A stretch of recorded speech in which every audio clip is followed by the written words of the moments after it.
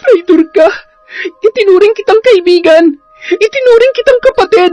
Ngunit wala akong kaalam-alam na nagpapasok pala ako ng ahas sa loob ng pamamahay ko! Pinakain kita! Lahat ibinigay ko sa'yo tapos nagawa mo pa sa akin to! Malandi ka! Hoy Maria! Huwag akong sisihin mo kung bakit nanguhumaling sa akin ang asawa mo! Hindi mo daw kasi maibigay ang gusto niya!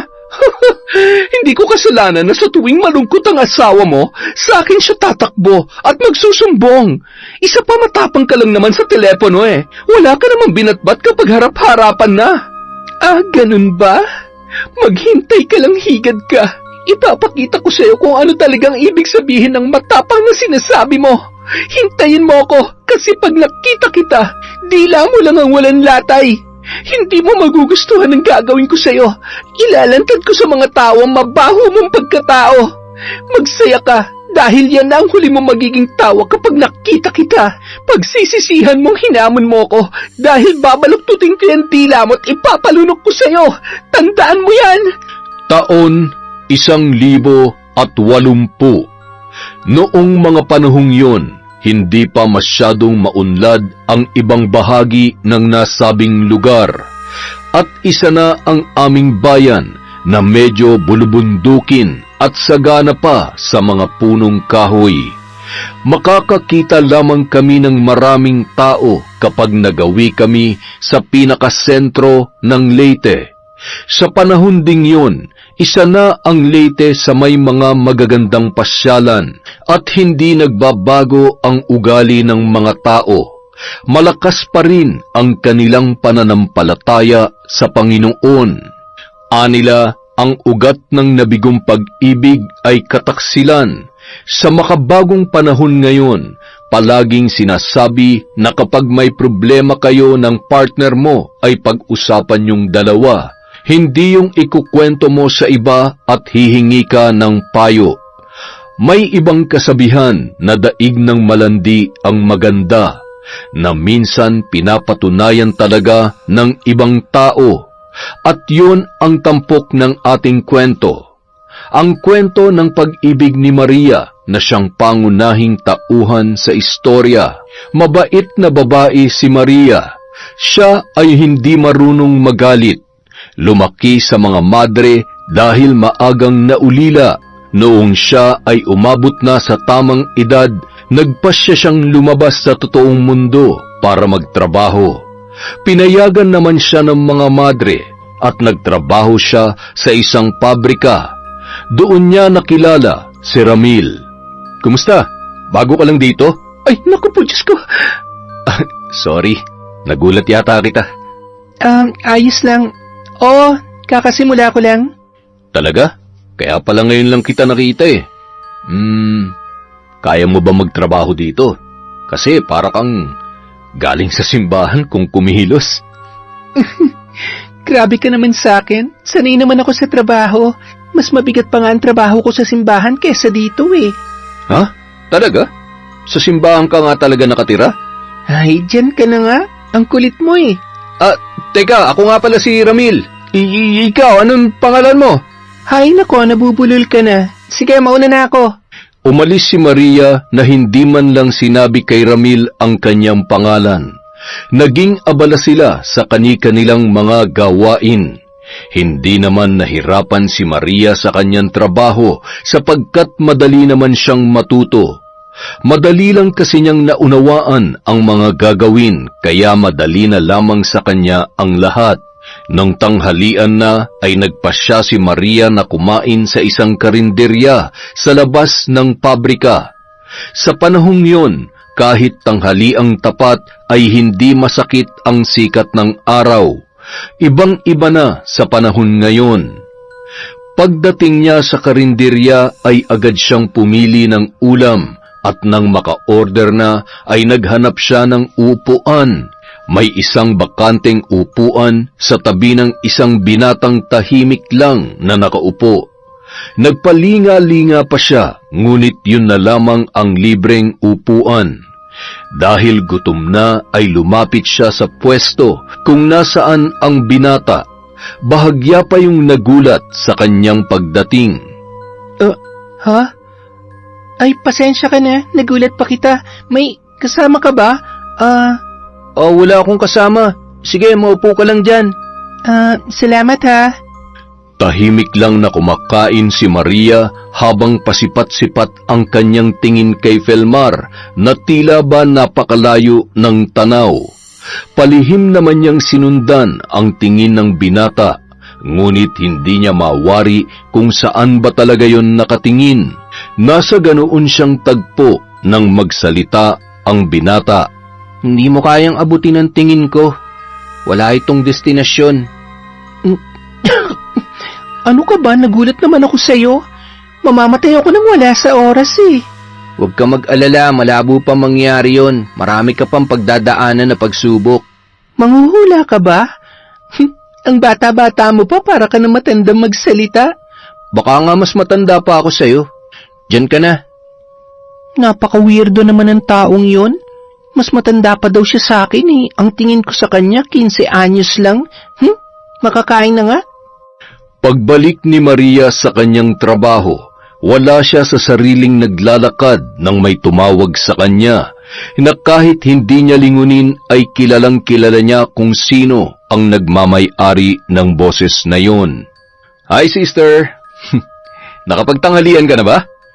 Pare, siya ba yung kinukwento mo sa akin na bago nating katrabaho? Aba, oo nga no. Maganda nga. Tumahimik ka nga dyan. Siguradong magkakagulo kapag narinig ka ni Christine. Mauna ka na nga dun. Gusto ko pang masolo si... Iniwanang katuloy. Ayos, Jasper ah. Tuwan-tuwa ka. Ay, sorry bro. Kasi naman. Bahala ka na nga sa buhay mo. Ay, nako. Samantala, si Maria naman natatawang naglalakad pabalik sa kanyang trabaho. May pagkakataon pa na nililingon niya ang kanyang mga bagong kakilala habang ang mga yon ay papalayo na. Napapailing na lamang siyang sinusuot ang kanyang ID at inilagay ang gamit sa kanyang locker. Hello? Hi. Ay, pasensya ka na. Ako nga pala si Christine. Siya naman si Ana. Ngumiti lang si Ana at kumaway kay Maria. Bahagya lang din siyang napayuko sa dalawa at ngumiti. Bago ka ba dito? Ngayon lang kasi kita nakita. Oo. Ngayon lang ako nagsimula. Maria nga palang pangalan ko. Kinagagalak kita makilala, Maria. Naku, mauna na kami ha? Baka malate na kami. Halika na, Ana. Hinatid na lamang ng tingin ni Maria ang papalayong sina Ana at Christine. Napangiti na lamang siya dahil may bago na naman siyang mga kakilala. Naging abala muli si Maria sa admin department. Siya ang na-assign doon kaya abala siya sa paperworks. Hindi niya na namalayan ang oras nang mapansing uwian na pala. Nagpaalam naman sa kanya ang kanyang mga kasamahan, nangiti lamang ang kanyang naitugon. Paglabas ng dalaga sa gusali ay biglang bumuhos ang ulan. Nakalimutan niya ang kanyang payong kaya sa tingin niya ay minamalas talaga siya ng araw na yun. Nakatayo lamang siya sa isang sulok nang may naglalakad na grupo na pamilyar sa kanya ang boses ng isa. Napabuntong hininga na lamang siya sa isang gilid. Maria, pauwi ka na ba? Ay, ano ba yan? Bakit kasi kasama pa nila si Christine? Hi, Christine. Ikaw pala. Oo, pauwi na ako. Hindi mo kasama si Ana? Sabay na sila ng asawa niya. Mag-isa ka lang? Saan ka nakatira? Sinagot naman ni Maria ang tanong sa kanya ni Christine. Napatingin ang babae at si Jasper kay Ramil na mayroong makahulugang ngiti. Di ba, Ramil? Bandaron ka rin nakatira? Tol, tadhana na ang gumawa ng paraan. Pwede mo namang sabayan na lang si Sister Maria. Ay nako, tumigil ka nga sa kakulitan mo, Jasper. Oo nga, isabay mo na si Maria para may kasama siya pa uwi. Tayo na, love. Iwan na natin sila. O ano, Maria, Ramil, ingat kayo ha. Bye! Halika na, baka naghihintay na mga bata. Simula ng araw na yun, naging kaibigan niya na ang tatlo at naging mas malapit sila ni Ramil. Napag-isip-isip niya na hindi katulad si Ramil nang iniisip niya na babaero at mambobola. Yun kasi ang unang tingin niya sa lalaki, kaya niya yun iniwasan. Bagay na nagkamali siya dahil maalaga naman ang binata. Kinabukasan, nagulat na lamang si Maria dahil nasa labas na ng kanyang boarding house si Ramil. Pinili niya kasing umupa ng bahay na bawal ang lalaki, kaya naman nasa labas lamang ito. Wala siyang pamilya na pwedeng uwian, kaya nangungupahan lamang siya. Oh, Ramil, anong ginagawa mo dito? Sinusundo ka. Sabay na tayong pumasok. Aba, Maria, ang pogi naman ng sundo mo? Nobyo mo ba yan? Nako, hindi po. Kaibigan ko lang po si Ramil. Siya ho, alis na ho kami. Tayo na, Ramil. Baka mahuli tayo. Natatawa namang nagpatiuna si Ramil, habang si Maria ay halos hindi maiguhit ang muka dahil sa hiyang kanyang nararamdaman. Natawa pa si Ramil nang makita niyang namumula ang pisngi ng dalaga. Palabiro din pala yung mga kasama mo doon, no? Ha? Oo. Minsan lang kasi silang makakita ng lalaking nagagawi dyan sa amin. Pagpasensyahan mo na sila. Sana sinabi mo magnobyo tayo. Ano? Ewan ko sa'yo. Bilisan na natin, baka mahuli tayo. Halika na. Lumipas ang mga araw at naging mas malapit pa sila sa isa't isa hanggang sa niligawan na ni Ramil si Maria at sinagot naman siya nito. Nagpasya ang lalaki na yayain ng tumira sa kanyang bahay si Maria. Sa unay ayaw pa ng dalaga, ngunit kalaunan pumayag din yon. Masaya naman ang kanilang pagsasama at mas nagiging magaan ang buhay nila dahil sa pagtutulungan. Oh, mahal, papasok ka na ba? Ihahatid na kita. Araw ng pahinga mo ngayon, mahal. Magpahinga ka. Hindi mo na ako kailangang ihatid. Sigurado ka ba? Hindi bale, susunduin na lang kita mamaya, ha? Nako, ang gusto ko magpahinga ka. Isa pa, nakakapagod ang trabaho mo sa pabrika, kaya dito ka nilang sa bahay. Sige na nga po, kayo po ang masusunod, Ma'am Maria. Ay nako, ang kulit mo. Aray, bakit kurot? Hindi ba dapat kiss? Ayan na ha. Sige na, mahal, baka malate na ako. Bye. Mag-iingat ka, mahal. Samantala, pagdating ni Maria sa pabrika, "Magandang umaga, Ma'am Maria." Nginingitian niya lamang ang lahat ng bumabati sa kanya. Habang papasok sa opisina, nakita niya naman si Jasper na abala sa paghakot ng mga karton. Magandang umaga, Ma'am Maria. Ma'am talaga? Siyempre, sa loob ng pabrika, Ma'am Maria. Sa labas, Maria lang. Oo nga, no? Sige, ipapadala ba ang mga yan sa Maynila? Opo, Ma'am. Buti nga, naayos to lahat ni Ramil eh. Okay, sige. Dito muna ako. Habang papunta si Maria sa locker, nakita niyang nag-uusap sina Ana at Christine. Agad naman siyang binati ng mga ito nang siya ay makita. Aba, mukhang masaya ka, Christina. Si Jasper kasi, nagyayaya na magpakasal. Heto, tingnan nyo. Talaga? Masaya ako para sa iyo, Christine. Salamat po, ma'am. Si Ramil, kailan naman siya magyayaya magpakasal? Kung kailan niya gusto, hindi ko siya minamadali. Lumipas ang mga araw, buwan at taon. Madalas lumalabas sila Ramil, Maria at ang mga kaibigan nilang sina Jasper at Christine. Minsan sa kanilang bahay kapag mayroong salo-salo ay laging naroon ang mag-asawa. Natuwa naman si Maria nang balak silang gawing pangalawang magulang ni Ramil sa bunso nilang anak. Hindi naman nila ito tinanggihan at naging mas malalim pa ang kanilang pagkakaibigan. Pero katulad ng ibang relasyon, hindi rin naging perpekto ang kina Maria at Ramil. Dumating ang panahon na madalas na silang magtalo kahit sa maliliit na bagay lamang.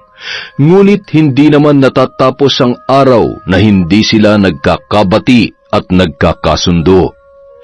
Isang araw, tinawagan ni Christine si Ramil na hindi alam ni Maria.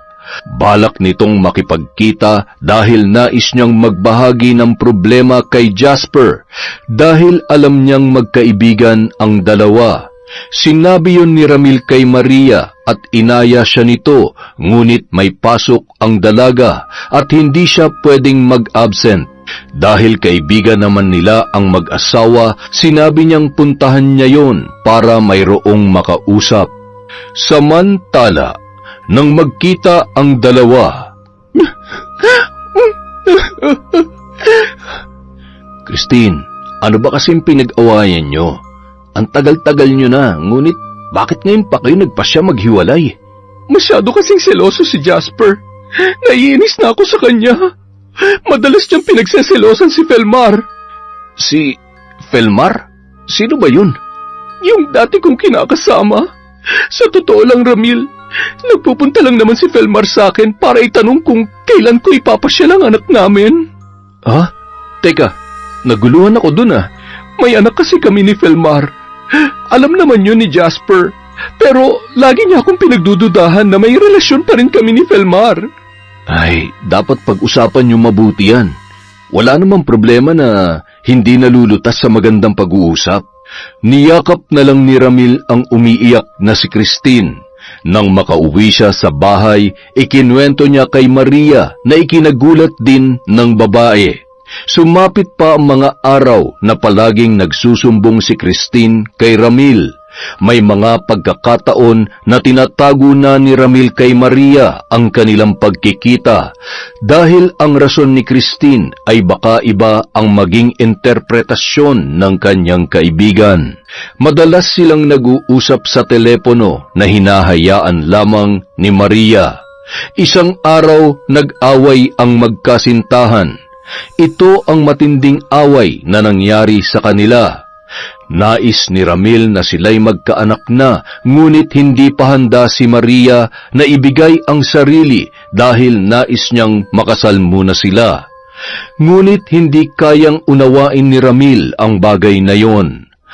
4 na taon na siyang nagtitiis at iniintindi ang babae, ngunit tila ba nakakaramdam na siya ng pagod. Tinawagan niya si Christine para siya naman ang magbahagi ng kanyang pinagdaraanan. Gusto ko lang naman na magkaanak na kami. Ang tagal ko na nagtitiis na wala nangyayari sa amin. Pero bakit hindi niya ako kayang pagbigyan? Baka naman hindi pa handa si Maria. Unawain mo na lamang siya. Kailan pa siya magiging handa? Kapag makunat na siya? Alam mo, Tin, hindi ko alam kung magsisisi ba ako na siya ang naging kasama ko sa buhay. Pahingi pa nga ng beer. Tama na yan, Mil. Lasing ka na. Kaya ko pa. Hayaan mo lang ako, Tin. Alam mo, minsan nga naiinggit ako kay Jasper kasi naibibigay mong pangangailangan niya. Samantalang ako, tuyot na sa sobrang makaluma ng nobya ko. Mahal ka ba talaga ng girlfriend mo? Para yun lang hindi niya maibigay? Ay, ramdam ko naman na mahal niya ako. Ang problema ko nga lang talaga, hindi niya maibigay yung pangangailangan ko. Akin na nga yan, Mil. Pag nalasing ka, hindi kita kayang buhatin. Inagaw ni Christine ang alak at nagtama ang kanilang paningin. Napayakap din siya kay Ramil. Langhap na langhap niya ang amoy ng alak sa hininga nito na nagdulot ng kakaiba sa kanyang kaibuturan. Balak niyang kumawala, ngunit pinigilan siya ng lalaki at ginawaran ng halik sa labi na nauwi sa pagtataksil. Umaga na nang makauwi si Ramil. Laking gulat niya nang maabutan si Maria na nakaupo sa sofa ng kanilang bahay. Dahan-dahan siyang pumasok, ngunit hindi siya pinapansin ng nobya na nagdudulot sa kanya ng kaba. Tumawag si Jasper. Hinahanap si Christine. Hindi daw kasi nakauwi kagabi. Ha? Bakit akong tinatanong mo? Hindi naman kami magkasama. Wala naman akong sinabi magkasama kayo Mahal, nag-aalala ko sa mga kaibigan natin dahil mukhang ang laki ng problema nila. Ay, ba't ka nga pala inumaga? Saan ka ba nanggaling? Kila nanay, Tumawag ako, hindi ka raw nagagawi doon. Sabihin mo, saan ka nanggaling? Okay, nagliwaliw ako sa parke. Nag-inom ako mag-isa. Tapos doon ako nakatulog. Ganun ba? Kawawa ka naman. Sigurado ako gutom ka na. Halika mahal, may niluto akong sabaw para sa'yo. Humigop ka't may pasok pa tayo. Nagtaka si Ramil sa inaasal ng kanyang kasintahan. Ang inaasahan niya ay magwawala ito at siya ay sasampalin. Ngunit kabaliktaran lahat ang kinikilos nito sa kanyang iniisip. Matapos nilang kumain ay naligo na siya. Paglabas niya ay tapos nang magbihis si Maria at nag-aayos na ng sarili. Pagpasok niya sa kanilang silid ay nakahanda na ang lahat ng kanyang susuutin, mula sa damit hanggang sa kanyang sapatos. Nang makapagbihis siya ay lumabas na siya at naabutan niya si Maria na hinihintay siya. Nang makita siya nito ay napangitiyon, inayos ang kanyang kwelyo saka inaya na siyang umalis. Maya-maya, papasok na sila sa pabrika nang mapalingon si Maria sa karinderya na madalas niyang kinakainan noon. Nakita niya ang lalaki na madalas umupo sa dati nitong pwesto. Nakatingin ito sa kanila, ngunit naisip niya na madalas lang yung nakatingin sa kawalan, kaya baka namalikmata lamang siya na sila ang tinitingnan. Pagpasok nila ay nakasalubong nila sina Jasper at Christine. Kay Christine agad nakatingin si Maria at nangunot ang noo niya. Nakakaiba ang ngiting hatid ni Christine kay Ramil. Pasimple niyang tiningnan ang nobyo at ganoon din yon kay Christine. San ka galing kagabi, Christine? Hinahanap ka kasi sa akin ni Jasper. Kinaana muna ako tumuli kagabi, ma'am. Nagpalipas lamang ng sama ng loob. Akala ko kayo ni Ramil ang magkasama kagabi. Hindi rin kasi siya umuwi. Biglang napatingin si Ramil kay Maria at ganoon din si Christine. Si Jasper naman ay naggulat sa naging reaksyon ng dalawa. Ano ba yung pinagsasasabi mo, Ma'am Maria? Sabi ko, akala ko lang. Kasi pareho kayong hindi umuwi.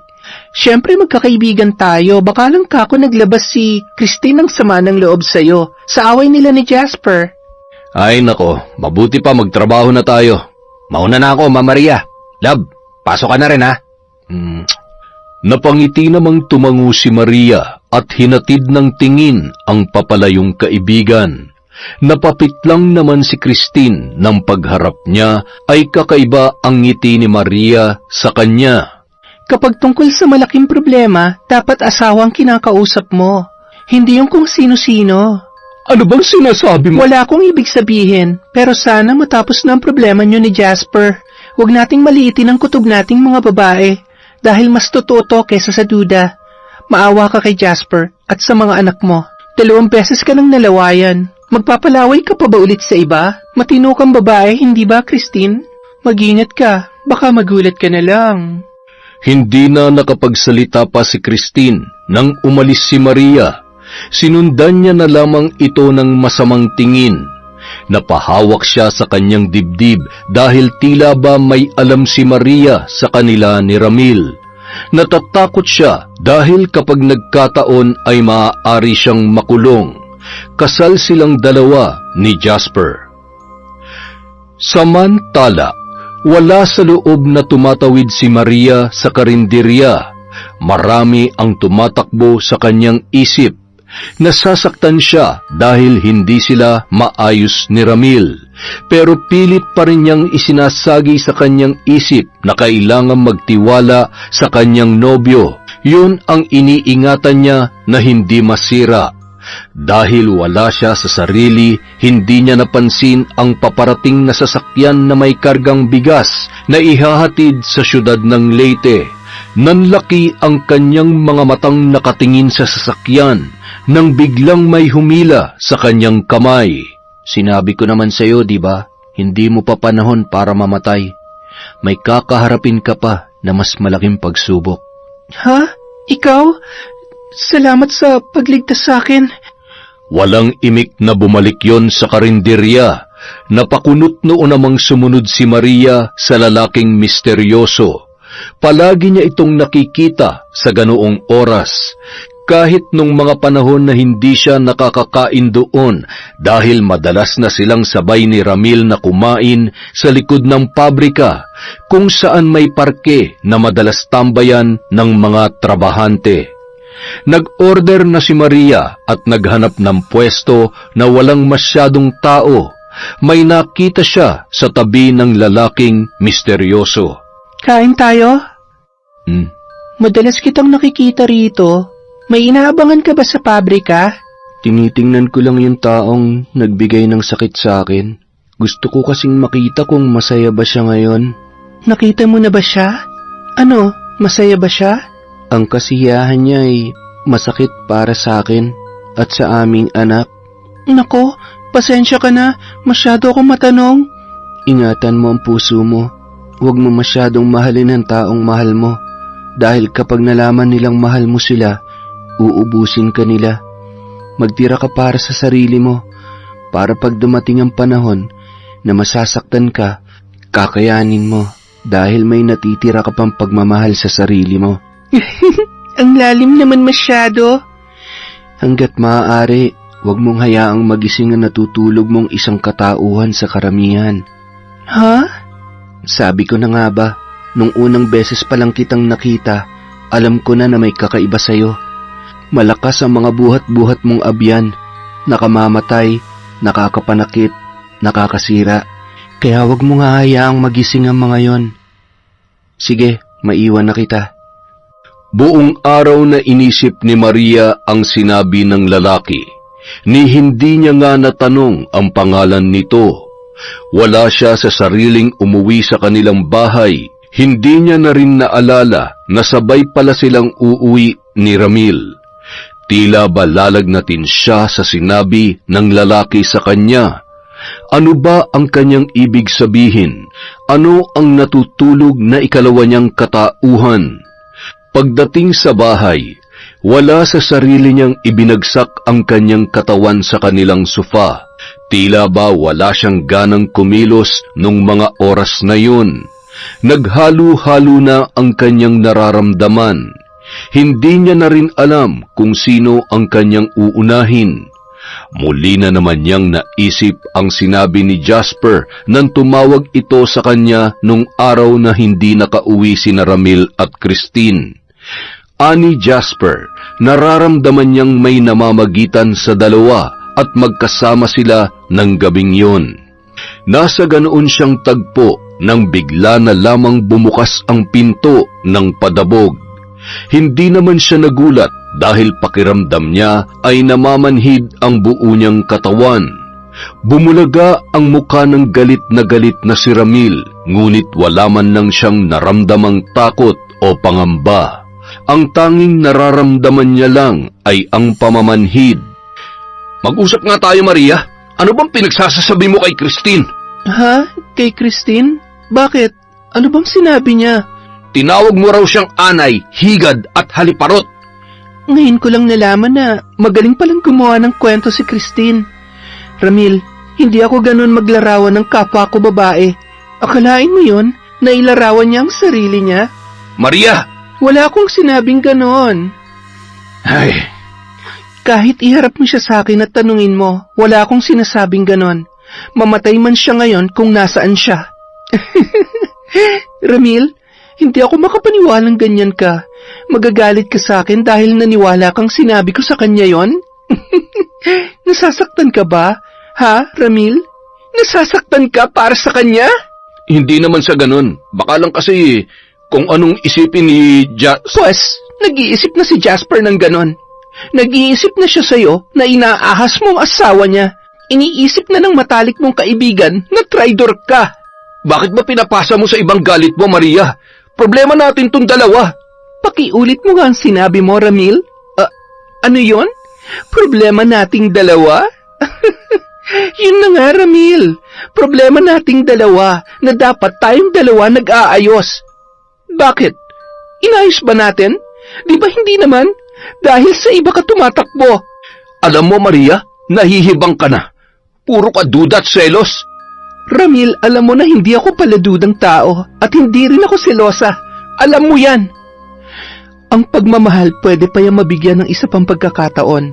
Pero kapag tiwala na ang nasira, mahirap nang ayusin yan. Para yung basag na baso na binuo mo, mabubuo ulit pero punong-puno na ng lamat. Nagbubulag-bulagan lamang ako dahil mahal kita.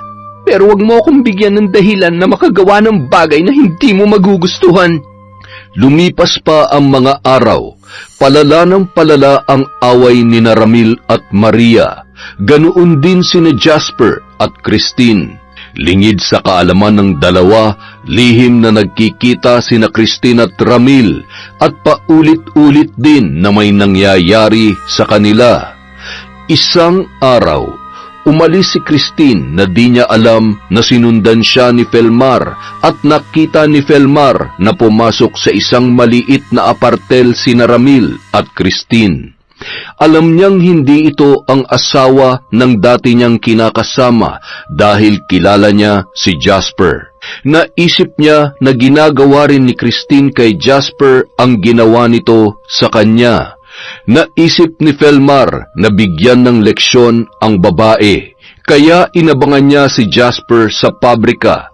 Hinintay niya itong lumabas para kausapin. Nang makita niya si Jasper ay agad niya itong nilapitan. Gumuhit pa ang galit sa mukha ng lalaki nang makita si Felmar. Bago ka magalit sa akin, nais kong malaman mo na wala akong intensyon na bawiin si Christine. Natuto na ako sa sakit na binigay niya sa akin. Ang gusto ko lang ay bigyan niya lang ng halaga ang anak namin. Bakit? Hindi ba siya nagbibigay ng sustento?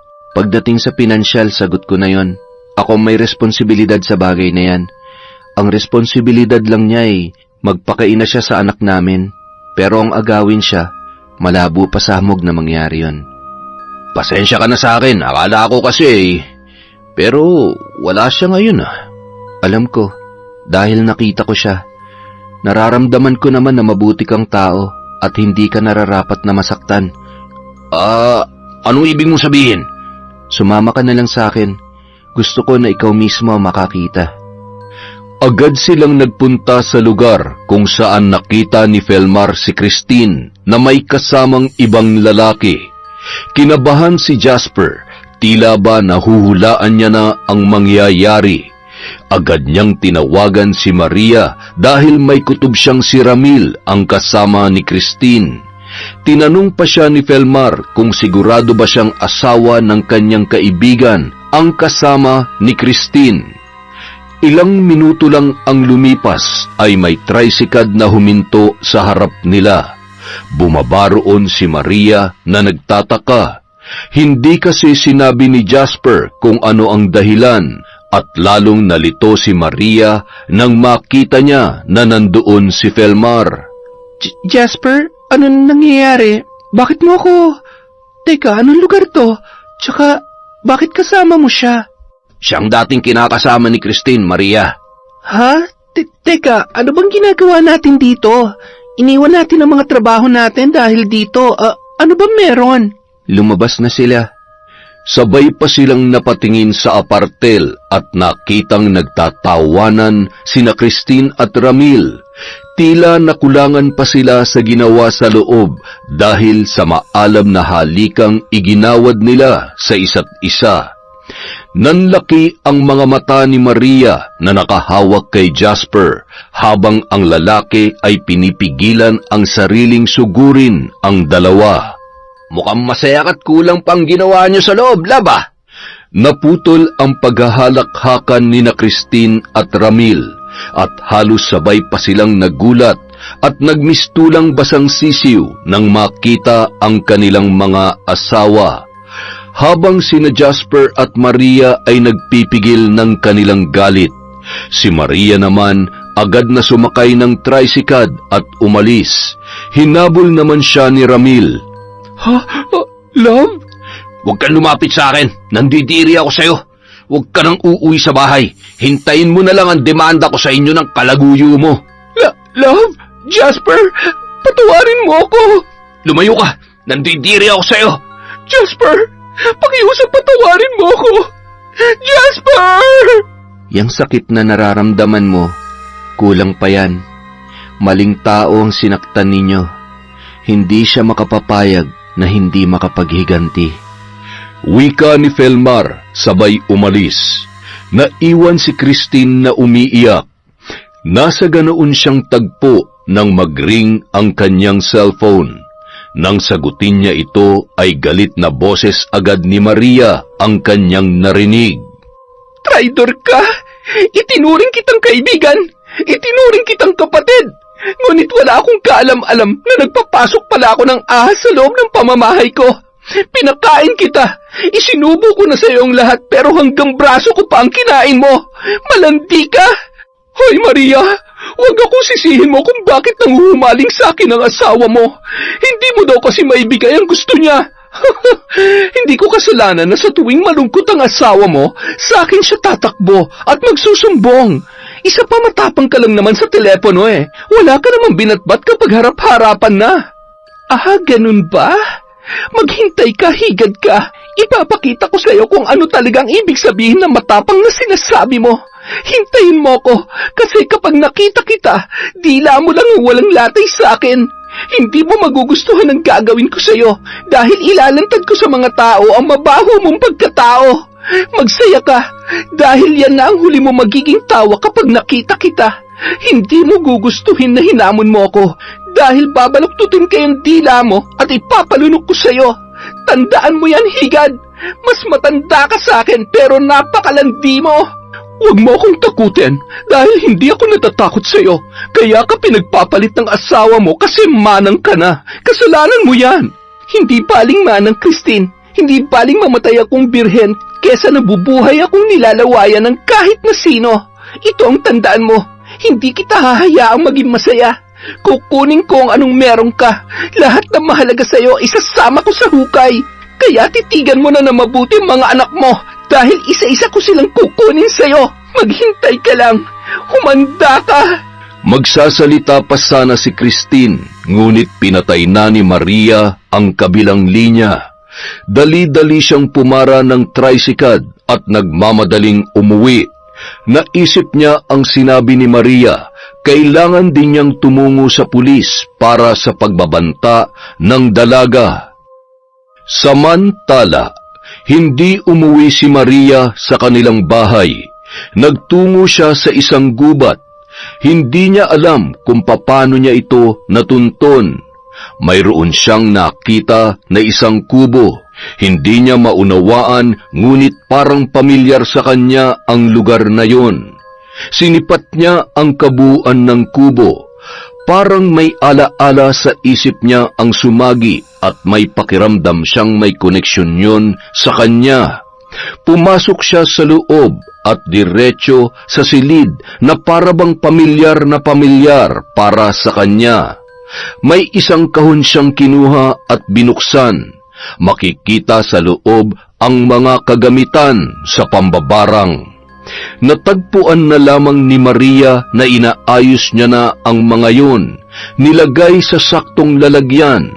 Kinuha ang isang bungo at ipinatong sa ginawa niyang altar. At ang huli ay isang manika na may nakakatakot na muka.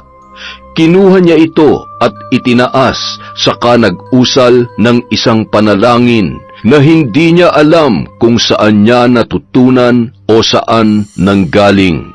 Tila ba nakikita ni Maria ang kanyang sarili na nakaluhod at nag-uusal ng dasal na hindi niya maintindihan. Itim na kapangyarihan, humayok at bigyan ng karamdaman ng taong nanakit sa akin. Iparanas mo sa kanila ang sakit at hirap na dinanas ko.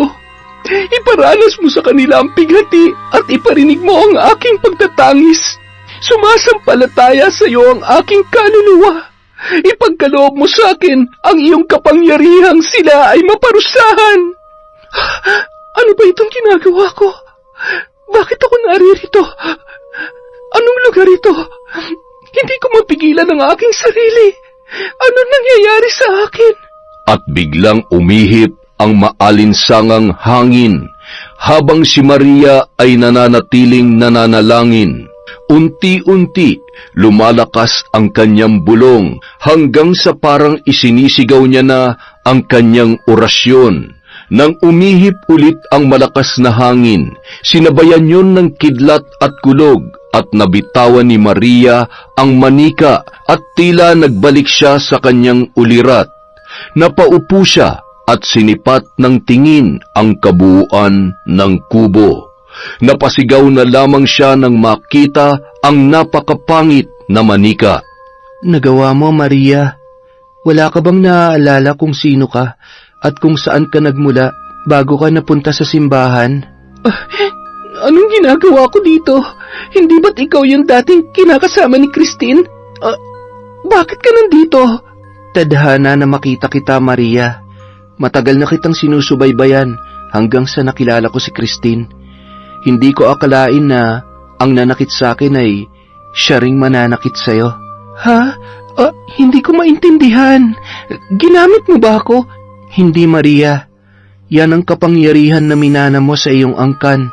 Ang lahing pinagmulan mo ay mga mangkukulam at mambabarang.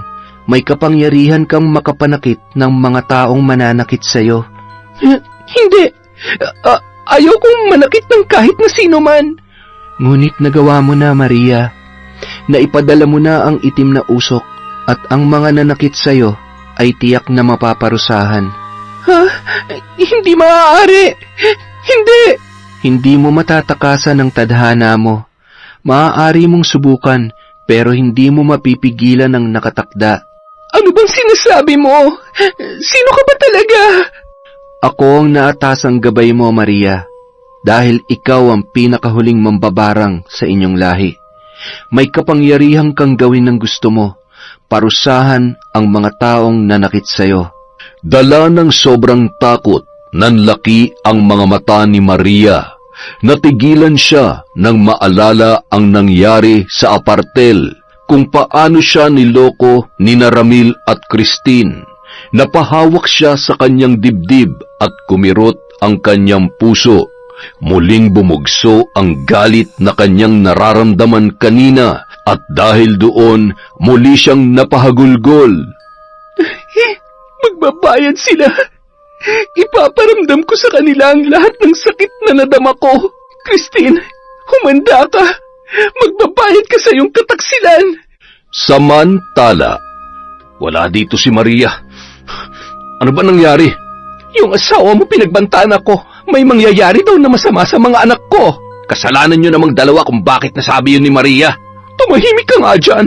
Mister, kailangan namin makausap ang nobya mo. Ang pagbabanta ay isang seryosong krimen. Anong krimen ang sinasabi ninyo? Nagulat na lamang ang lahat nang marinig ang boses ni Maria. Sabay-sabay silang napalingon sa may pinto at nakita ang babaeng nakatayo doon. Kalmado lamang ito na nilapag ang kanyang bag at pumasok sa silid para magbihis. Paglabas ni Maria ay nakaayos na ang kanyang buhok at nag-init pa ng tubig. Hindi mo man lang pinagkape ang mga bisita natin. Sandali lang ha. Hindi namin kailangan ng kape. Utak kriminal. Huminahon ka. Umupo ka muna dyan. Magkakape tayo. Bahagya silang natahimik. Maging ang pulis ay hindi na rin nakapagsalita. Narinig lang nila mula sa kusina ang tunog ng kutsara na hinahalo ang baso ng kape. Halos nagulat pa sila sa paglabas ni Maria. Isa-isang inilapag nito ang mga tasa ng kape sa kanilang harapan. Sige, buti pa pag-usapan na natin. Ano ba ang krimen na nagawa ko? Pinagbantaan mo ko na papatayin mo ang mga anak ko. Tama na nga, Christine. Ma'am, huwag niyo pong idamay ang mga anak ko. Parang awa niyo na ho. Wala naman silang kasalanan dito. Miss Maria, totoo po bang pinagbantaan niyo si Ma'am Christine? Sasampahan kita ng kaso. Hindi ba't kami dapat ni Jasper ang gagawa niyan, Christine? Totoo bang may pakialam ka sa mga anak mo? Mukhang wala naman. Nung may ginagawa kayo ng asawa ko at nagpapakasaya sa apartel, naisip mo ba ang mga anak mo? Ha? Naisip mo ba sila? Mamang pulis, kung may dapat ireklamo dito, walang iba kundi ang babaeng yan na kalaguyo ng asawa ko. Sa tingin niyo ang babaeng nakikipag... Hindi bali na. Ang ganong klase ng mga babae ay walang pakialam sa mga anak yan. Dahil kung meron, hindi na yan maglalandi. Hindi ba, Christine? Tara na, Christine. Ipinapahiya mo lang ang sarili mo. Sir, pasensya na po sa abala. Kami na po mag-aayos nito. Naunang lumabas si Jasper kasama ang mga pulis.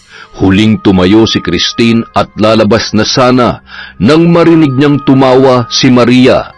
Napatingin pa siya kay Ramil bago lumingon sa babae.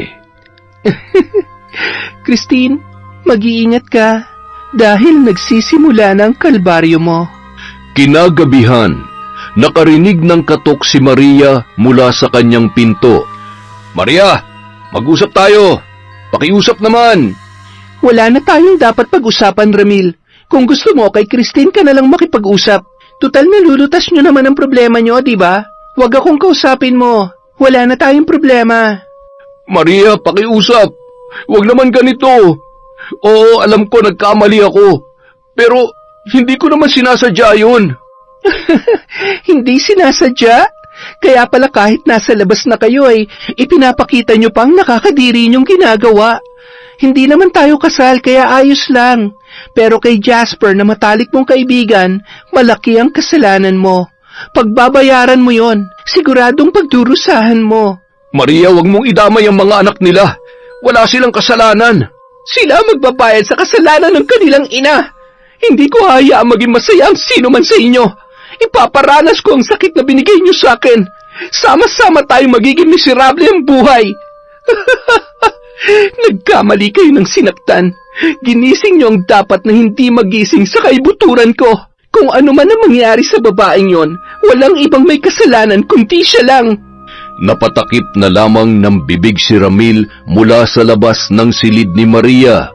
Hindi niya alam kung guni-guni niya lamang, ngunit tila ba boses ng demonyo ang kanyang narinig mula sa loob ng silid na yon. Naisip niya na parang may hindi magandang nangyayari sa kanyang kasintahan. Kinabukasan, tahimik na binabaybay ni Maria ang gubat. Hindi na siya pumasok sa trabaho, maging ang kanyang amo ay nagulat sa biglaang pagre-resign niya sa trabaho. Ang rason niya ay may aayusin lamang siyang mga bagay at kailangan niyang pagtuunan ng oras.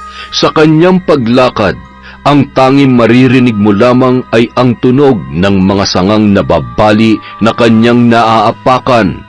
Dahil buo na ang kanyang pasya na parusahan ang mga taong nanakit sa kanya. Inagaw mo ang dapat na sa akin. Aagawin ko rin ang kaligayahan mo. Inuutusan ko kayo aking mga abyan, bigyan ng karamdaman ng anak ni Christine, maliban sa anak nila ni Felmar. Isang karamdaman na walang doktor ang pwedeng makapagpagaling.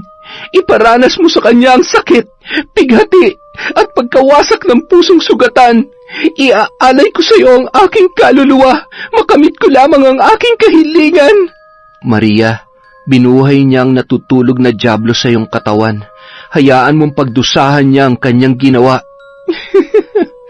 Alam kong masaya ka sa mangyayari sa kanya. Hinanap mo ba ako para akong gumawa ng bagay na hindi mo magawa? Hindi kita hinanap. Matagal na kitang ginagabayan.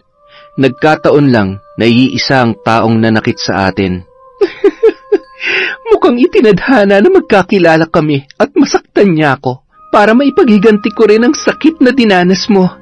Pero, sigurado ka ba na gusto mong gawin ko yon?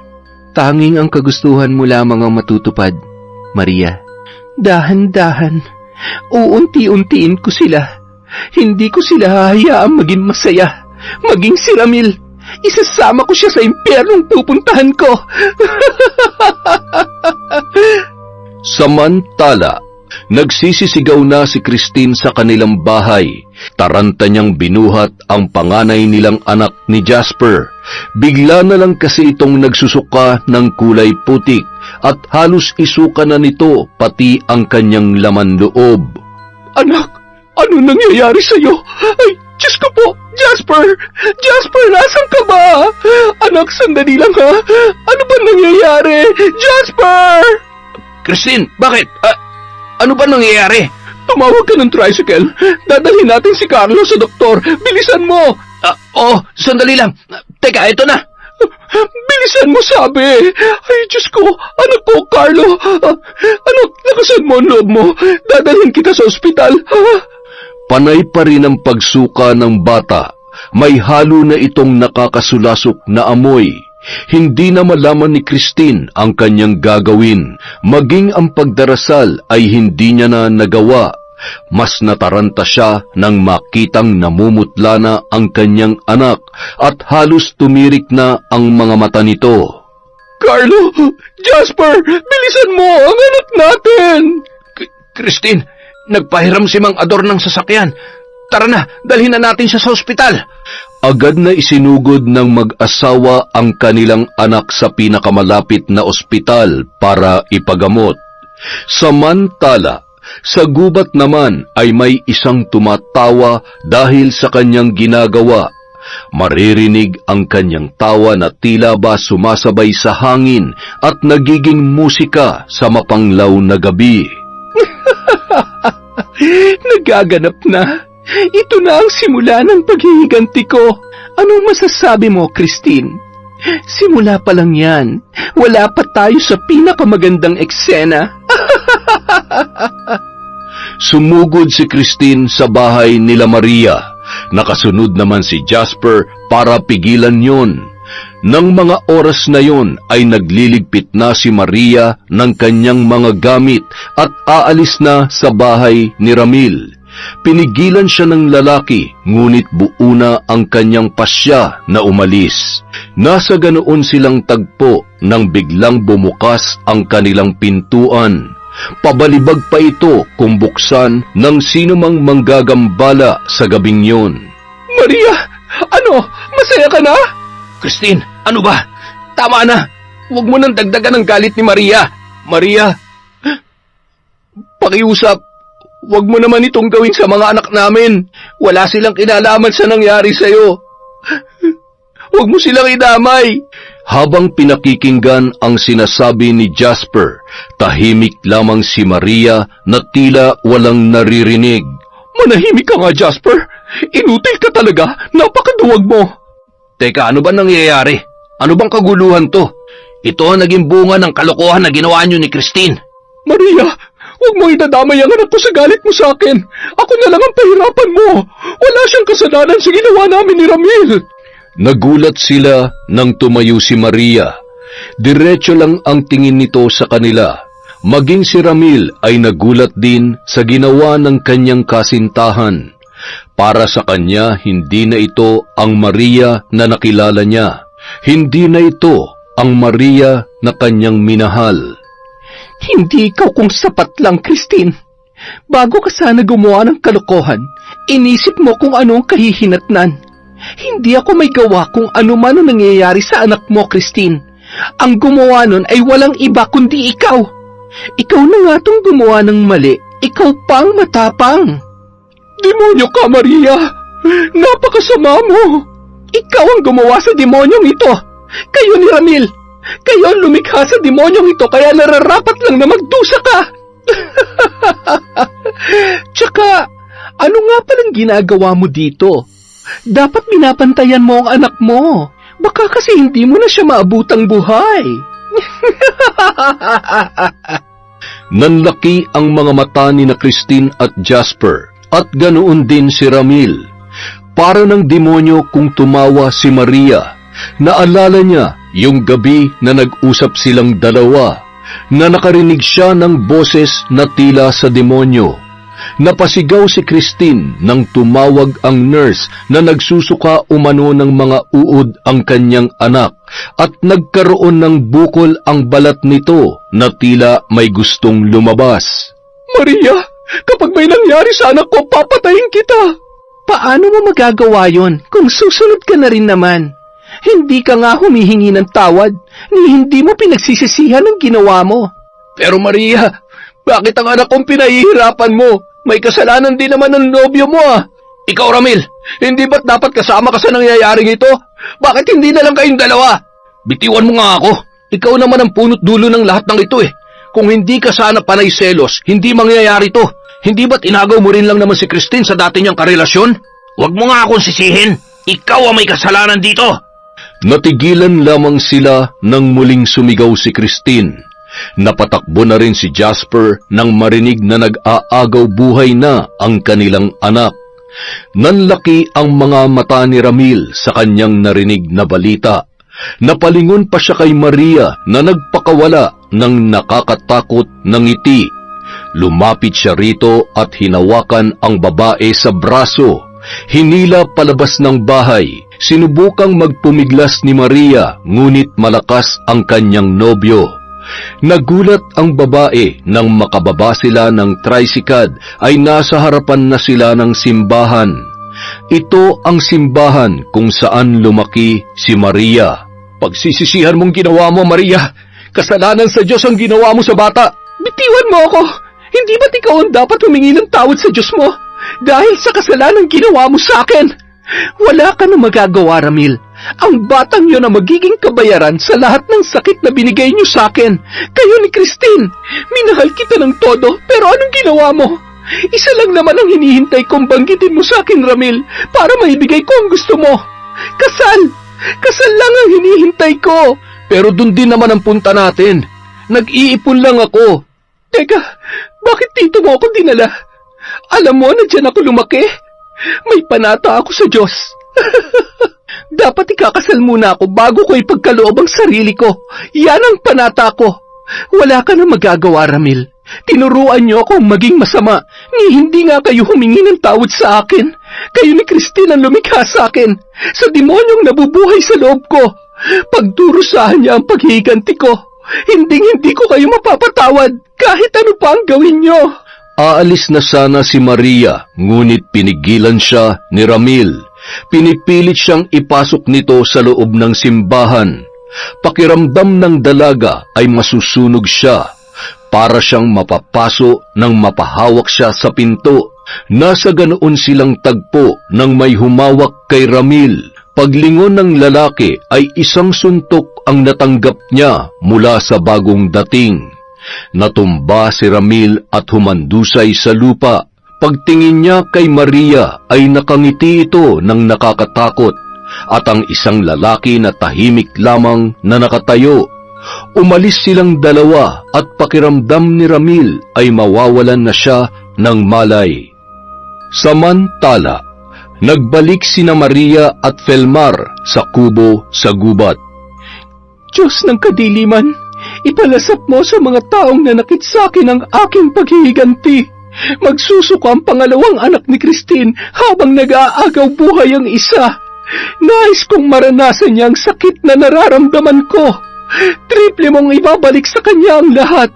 Sa pagsapit ng 6:00, igagawad ko ang barang sa ikalawa niyang anak. Nais kong masaktan ang babaeng sumira ng buhay ko ng triple sa nararamdaman ko.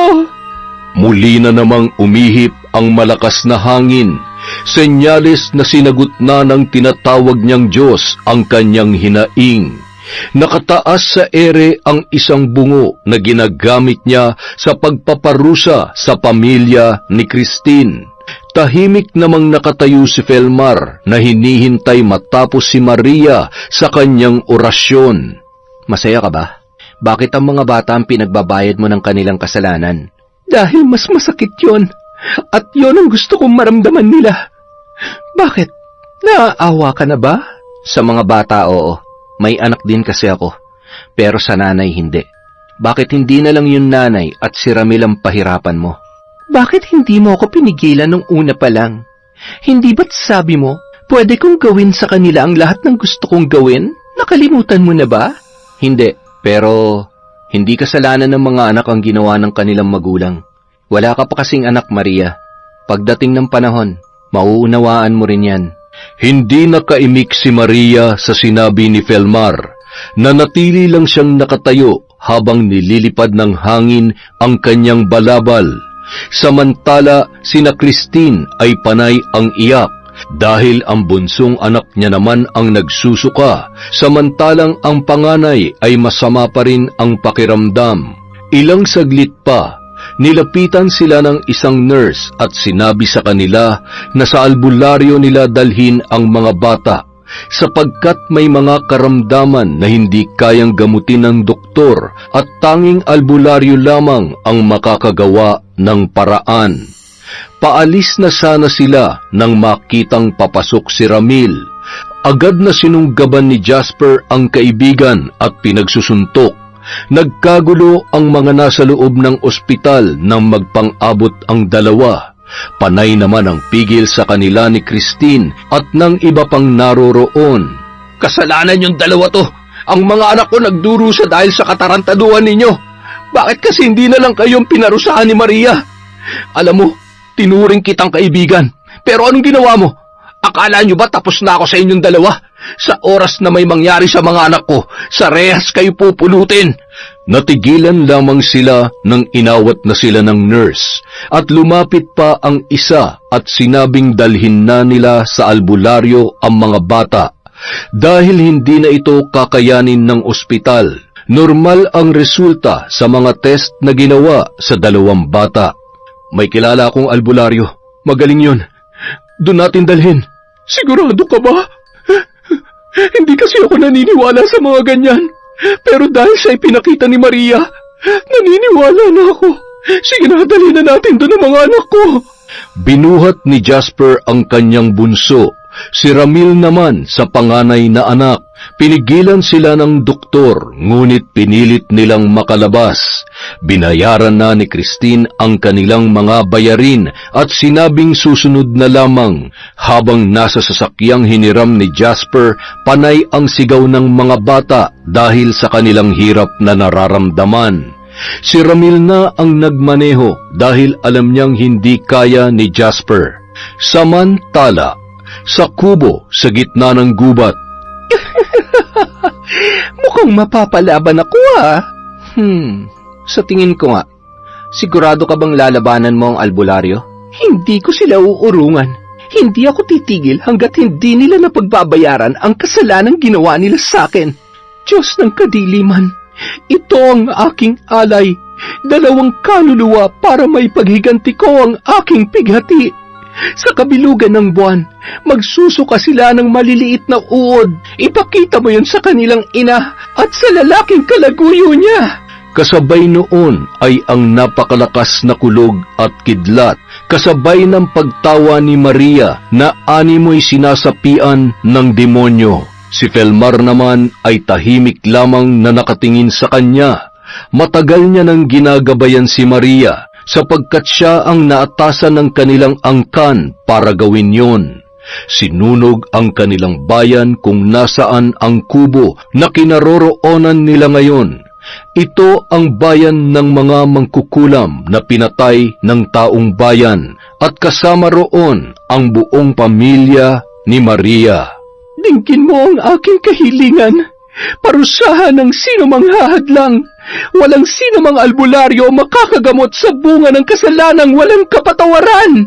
Samantala, sa bahay ng naturang albularyo, Pakiusap, Mang Tado. Pagalingin mo po ang anak ko. Ikaw, Ramil, pagkatapos ng lahat ng ito, humanda ka sa akin. saad ni Jasper habang karga ang anak na sumisigaw dahil sa mga sugat sa kanyang balat, habang ang bunso naman ay panay ang suka ng kulay itim na parang putik. Napasigaw naman si Christine nang makitang may kasama na itong uod. Maging si Jasper ay halos wala na sa katinuan dahil sa kanyang nasasaksihan. Binabarang ang mga anak ninyo ng isang galit na puso. May nagawan ba kayo ng kasalanan? Ako po wala, pero ang dalawang yan meron.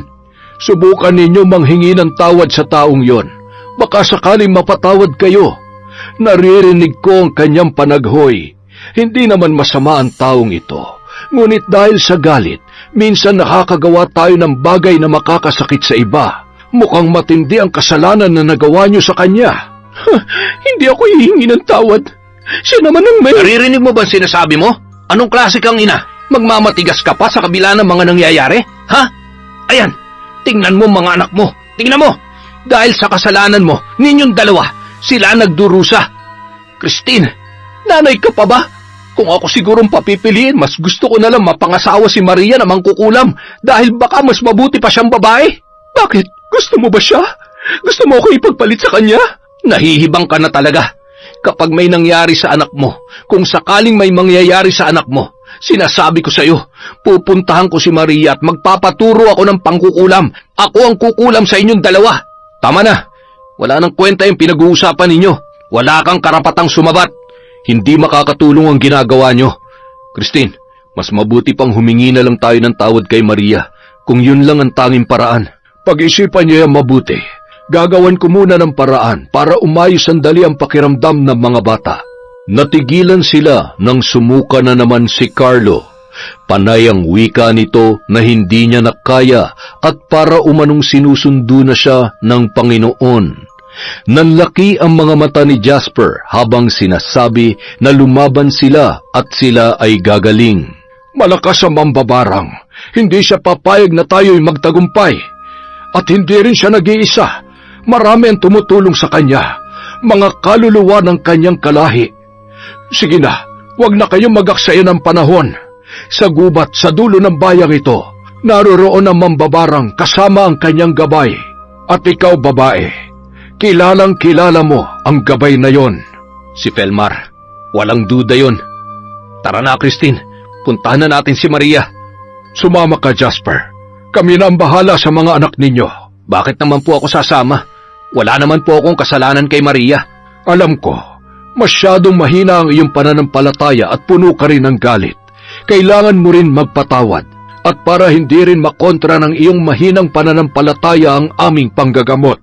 Umalis ang tatlo at naiwan ang mga bata sa pangangalaga ni Mang Tado at ng kanyang asawa na isa ring manggagamot.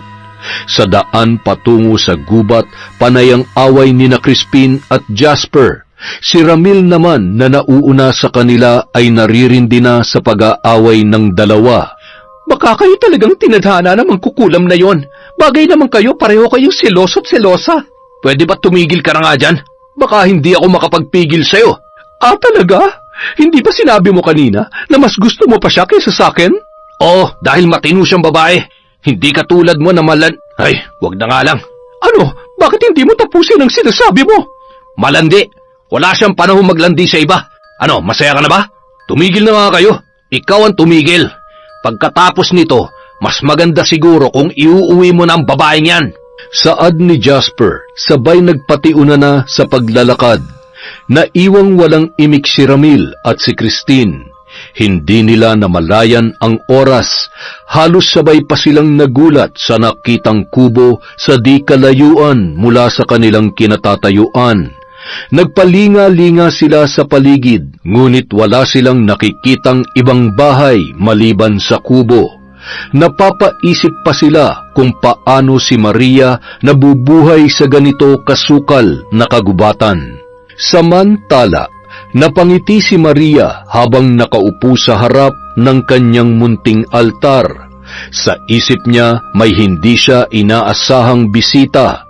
Inayos niya ang kanyang balabal habang hinihimas ang 2 bungo na nakapatong sa kanyang mga hita. Maingat niyang inilagay ang mga bungo sa altar na ginagamit niya para pahirapan ang 2 bata. Mukhang may bisita tayo. Harapin mo ba sila? Oo naman. Halika, samahan mo ko. Palabas na sila ng kubo nang makitang nagtatalo ang 3. Hindi sila nito napansin dahil tila mga batang nagtutulakan kung sino ang unang magpapaliwanag. Anong ginagawa niyo dito? Nandito kami para humingi ng tawad. Pakiramdam ko maiiyak ako dahil napakasinsero mo naman humingi ng tawad. Tagus talaga sa puso ko. Pero parang ayaw kitang patawarin. Maria, patawarin mo na kami. Kung gusto mo kami na lamang ang parusahan mo. Totoong luha ba yan? Kasi... Maria! Ma'am Maria! Ako na po nagmamakaawa! Nasaktan din naman po nila ako, ma'am. Huwag na po ang mga anak ko. Alam ko po na may natitira pa pong kabaitan sa puso ninyo. Nararamdaman ko po yun. Ma'am, naging mabuti naman po ako sa inyo at ganun din kayo sa akin. Kahit po ma'am, para na lamang sa akin. Bilang isang ama, ma'am, nagmamakaawa po ako. Jasper, naging mabuti ka sa akin, pero hindi ikaw ang may kasalanan. Hindi ikaw ang dapat humingi ng tawad sa akin. Christine, parang awa mo na. Kahit para sa mga anak mo, huwag ka na magmatigas. Humingi ka na ng tawad nang sa gayon, mapatawad namin kayong dalawa ni Ramil. At mapatawad at mapalaya din namin ang aming mga sarili sa galit. Maria, patawarin mo ko. Naging masama akong nobyo. Alam ko na hindi ako nararapat sa'yo. Hindi ko pinahalagahan ang pagmamahal mo. Nadala lang ako pero alam ng Diyos kung gaano kita kamahal. Hindi ko kaya, Maria, na mawala ka sa akin. Bigyan mo pa ako ng isang pagkakataon. Maghihintay ako kung kailan ka magiging handa. Ayusin natin to, Maria. Magsimula tayo muli at aalis na tayo sa lugar na to. Humanap tayo ng lugar kung saan ulit tayo makakapagsimula na maayos. Napapikit si Maria dahil sa kanyang narinig. Alam niyang galit siya kay Ramil, ngunit alam din niya na mahal niya ito. Kaya lamang may bahagi sa kanyang pag-iisip na hindi pa handang magpatawad, ngunit naantig ang kanyang puso. Ito lang naman ang kanyang hinihintay na dapat sa simula pa lamang ay ginawa na ng mga taong nasa kanyang harapan. Hindi ka bawasan sa ating pagkataong paghingi ng tawad, Christine. Alam ko na ito ang pinakamahirap na salita, lalo na kung ikaw ay taong mapagmataas sa iyong sarili. Ngunit ang pinakamahirap na salitang yan ay kayang tunawin ng pusong galit na galit. Para sa mga anak, gagawin ng isang ama ang lahat kahit palumuhod siya at ibaba ang sarili at dangal. Hinahangaan kita sa bagay na yan, Jasper. Ikaw, Christine, kailan ka magpapakaina sa mga anak mo? Bigla silang napalingon sa unahan nang may batang dumating na sa tingin nila ay nasa 9 na taong gulang pa lamang. Maging si Maria ay nagulat din sa kanyang nakita. Nakangiti itong kumakaway kay Felmar habang papalapit sa kanila. Nang makita ni Christine ang bata ay napaluhod ito at biglang umiyak. Napatingin si Maria sa bata. Marahil ito ang anak ni na Christine at Felmar. Tumakbo ang bata papunta sa kanyang ama at niyakap ito ng mahigpit. Anong ginagawa mo dito? Papa, sino po sila? Bakit po sila umiiyak? Mga taong nakagawa ng kasalanan sa Tita Maria mo. Naalala mo ba si Tita Maria? Yung madalas nating bantayan sa pabrika? Yung huling babae sa angkan na sinunog ang bayan? Opo, naaalala ko po siya. Tita Maria, alam ko po matindi ang inyong galit kasi masakit po talagang masaktan, lalo na kung ang nakagawa sa inyo ng kasalanan ay yung mga taong mahal nyo. Ganyan din po ang naramdaman ko nun, diba Papa? Nung binaliwala tayo ni Mama, hanggang sa dumating na lang yung araw, hindi ko na siya hinahanap. Napatingin silang lahat kay Christine habang ang babae ay napatakip naman ng kanyang bibig. Hindi na siya naaalala ng kanyang anak na kahit kaharap siya nito ay hindi siya matandaan. Tila kumirot ang kanyang puso dahil sa sinabing yon ng kanyang anak. Ang unang anak na kanyang iniluwal at una niyang minahal. Pero iniwan niya dahil nagtaksil siya kay Felmar para kay Jasper. Pero alam mo, Tita Maria, sabi po nila, kapag nagpatawad daw po tayo, doon natin malalaman ang kabuluhan ng buhay. Nasaktan po ako nung iniwan kami ni Mama, pero mas pinili ko pong magpatawad na lang at kalimutan na lang ang lahat. Kung mahal natin ang tao, piliin natin magpatawad at hayaan na lang po natin ang Diyos sa lahat ng bagay. Mainam na po ang magpatawad kesa pagsisihan natin yun sa huli. Ano man po ang nagawa nilang kasalanan, wag po natin gawin yung dahilan para maging masama tayo. Ay, hinatid ko lang po yung baon mo, Papa. Aalis na po ako. May gagawin pa po kami ni Apong Tala. Sige po, Papa. Mamaya na lang po. Aniya sabay takbo papalabas ng gubat. Maririnig ang pag-iyak ni Christine na akala mo'y hinihiwa ng 1,000 itak ang kanyang puso. Napalingon si Jasper at si Maria sa kanya nang siya ay simulang magsalita. Maria, patawarin niyo ko ni Jasper. Nadala lamang ako nung panahong yun. Nagpadala kami sa bugso ng damdamin.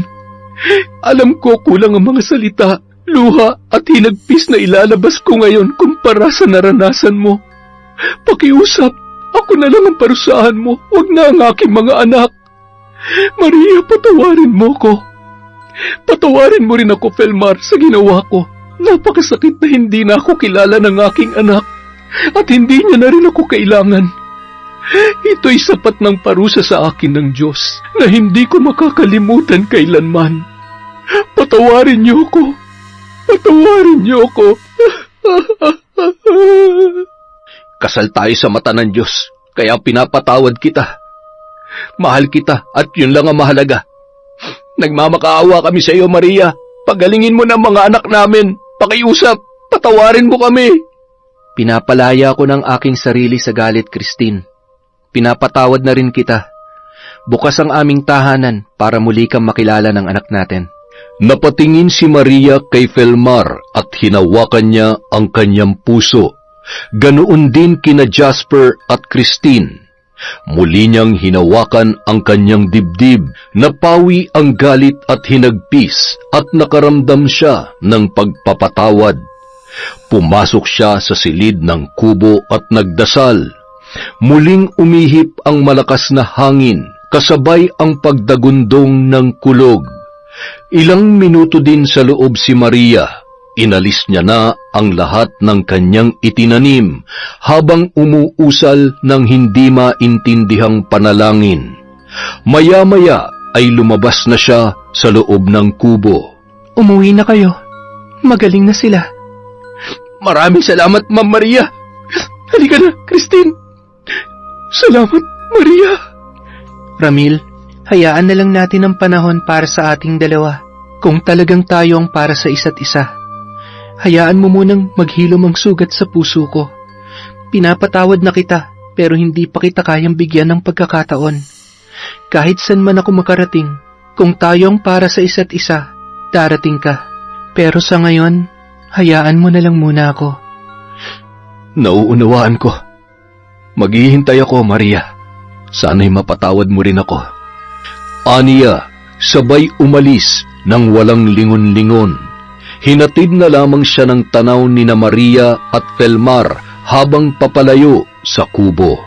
Kung mahal mo, mahalin mo. Kung mahal ka, saan ka man magpunta, hahanapin ka niya. Alam ko, at maghihintay ako hanggang sa mahanap niya akong muli. Alam ko na darating ka, Ramil. Hindi man kita hintayin, alam kong tayong dalawa ang nakatakda. Kapag dumating ang araw na handa ka na, alam mo kung saan ako matatagpuan. Yun! Napakaganda na naman po ng kwento natin. And again, pasensya na po ulit. Sobrang busy lang talaga ngayon. Pero sa susunod, sinisiguro ko na meron ulit tayong shoutout. Maraming salamat po sa pakikinig sa Kwentong Enteng.